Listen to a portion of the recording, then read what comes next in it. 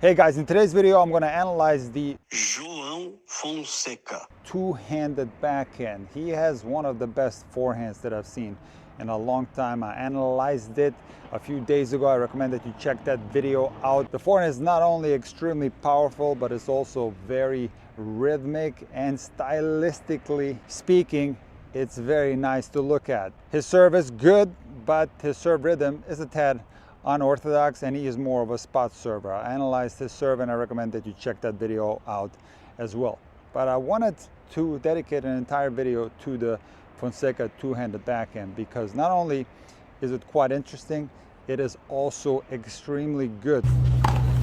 Now, I've made several videos discussing the next gen two-handed backhand where players wait with the racket on the outside until the ball is very close to them, and then they execute a whip-like effect onto the ball where they get into a lag position with a very late timing. In my opinion, while this backhand is fundamentally sound, it looks abrupt, doesn't look very fluid, and stylistically speaking, I don't really like looking at it. Now, Fonseca doesn't have the next gen preparation on his two-hander. So while Fonseca does prepare on the outside, he will take his racket further back after the ball has bounced. So he has a full take back, very reminiscent of Novak Djokovic. Just like all other great two-handed backhands, Fonseca has the racket head above the level of the handle when it's fully back. And from here, he sets up the ball, and when it's very close to him, he will start accelerating by dropping the racket and going forward towards the contact. So while Fonseca doesn't have that next-gen whip-like effect, he does have a fast acceleration.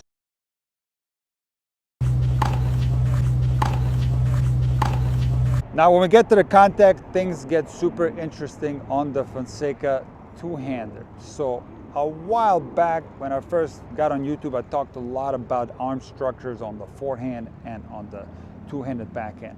And many people think that the two-handed backhand is a very simple shot, and it's not true. The two-handed backhand is one of the most complex shots in the game of tennis. And the confusion lies in the fact that when you have juniors learning the game of tennis, of course, they're going to have an easier time learning the two-handed backhand because when you hit the ball on the backhand side, that's the weak side of the body. So it's going to be a lot easier to have the help of the non-dominant hand when young players are learning a two-handed backhand. Now, this doesn't mean that the two-handed backhand is technically easier, because at the adult recreational level, many players have an easier time learning a one-handed backhand because the technique is far less complex and it's a shot that's more simple to learn. And the reason why the two-handed backhand is so complex is that we're dealing with a lot of different arm structures. So you're going to have some players who have a straight arm combination at the moment of contact. So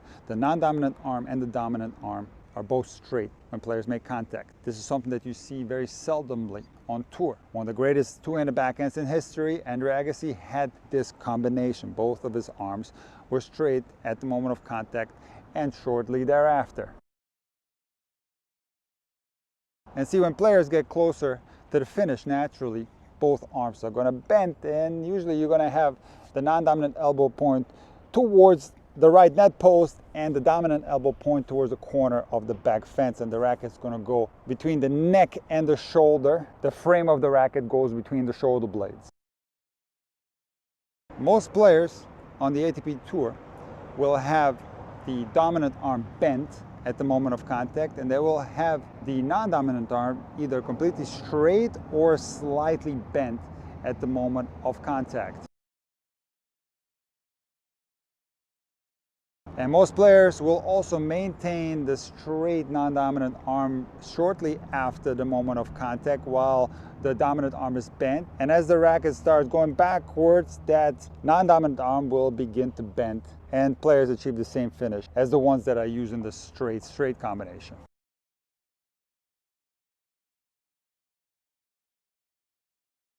Now, great two-handed backhands that have this straight bend combination are, for example, Nalbandian, Zverev, and Djokovic. And I'll make a disclaimer that some players are a little bit more straight than others. So if you see Nalbandian, he's going to be more straight than Djokovic and Zverev. Zverev and Djokovic are somewhat straight, they have a slight bend in their non-dominant elbow. But compared to the dominant elbow, there you will see a more significant bending. So this combination we're going to call straight and bent. Now what you will see predominantly on the WTA Tour, and what you will also see from a lot of top ATP players, some with exceptional backhands, is a bent combination where both arms are bent at the moment of contact. For example, Daniil Medvedev bent with both arms at the moment of contact, shortly thereafter, and then also on the finish. Now here's where things get super interesting regarding Fonseca's two-handed backhand. He has a contact similar to Djokovic. His dominant elbow is bent while his non-dominant elbow is fairly straight. And from the moment of contact to the finish, you're going to see discrepancies between top two-handed backhands. Some players will be more left arm dominant and some players will be more right arm dominant.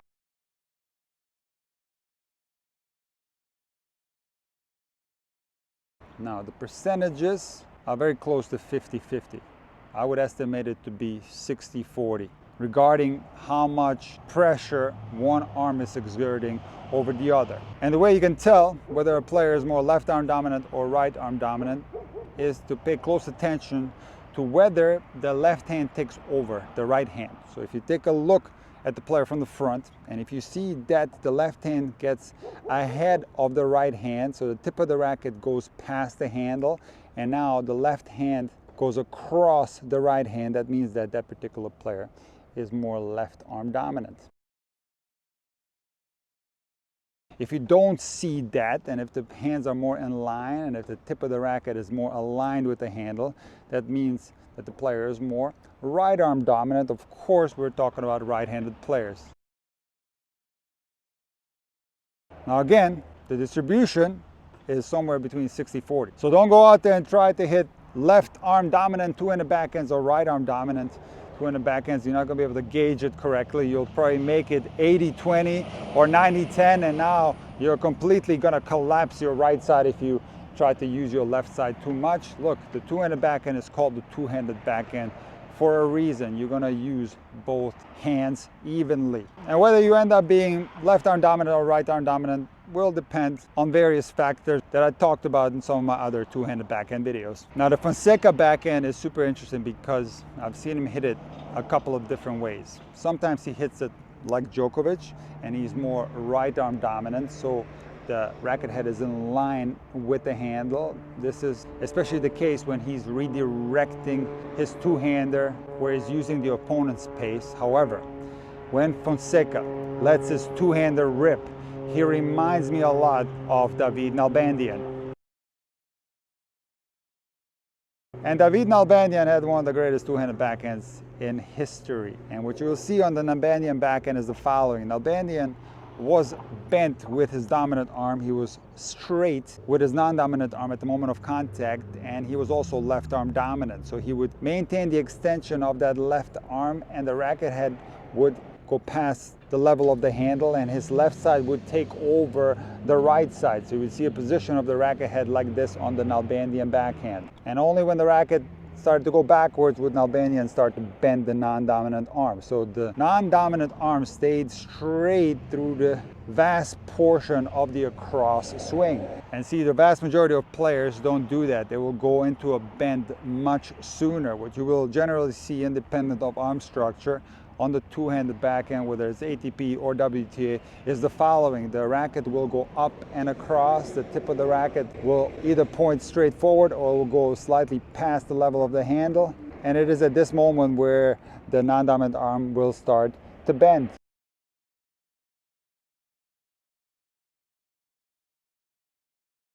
On players like Agassi and Nalbandian, the non-dominant arm stayed extended far longer than on other players. And I'm seeing exactly this on the Fonseca two-handed backhand. When he hits it hard, when he lets it rip, when he has to generate more of his own pace, you're going to see that left arm be completely extended. But not only that, you'll see the racket head go past the level of the handle, which is an indicator that when Fonseca lets his two-hander rip, he's using his non-dominant arm more. He's able to hit a wide variety of great backhands. So he, for example, returns really well off the two-hander. He can redirect pace really well, a la Djokovic. He can generate his own pace exceptionally well, a la Agassi, but he's also able to turn defensive situations into offensive ones on his backhand wing. And just like many of the modern players, he's able to do that while sliding into his two-hander. So Fonseca has the whole package on his backhand side. And if you just listen to the sound the ball makes when Fonseca is hitting forehands and backhands, it's reminding me of Sinner. Now, I'm not saying that Fonseca has the same ball control as Sinner, because Sinner puts a lot of spin on the ball. Sinner has exceptional shot selection. It's too early to say whether Fonseca has that. He certainly has spin on both his forehand and his two-handed backhand, but whether the shot selection is as good as Sinner's is too early to say. But in my opinion, what makes Fonseca so exciting to watch is that he potentially not only has one of the greatest forehands in the world, he also has one of the greatest two-handed backhands. That combo is rare. You think of players like Sinner and Djokovic, who have amazing forehands and backhands. It is for that reason and many others that I think Fonseca is going to be the real deal.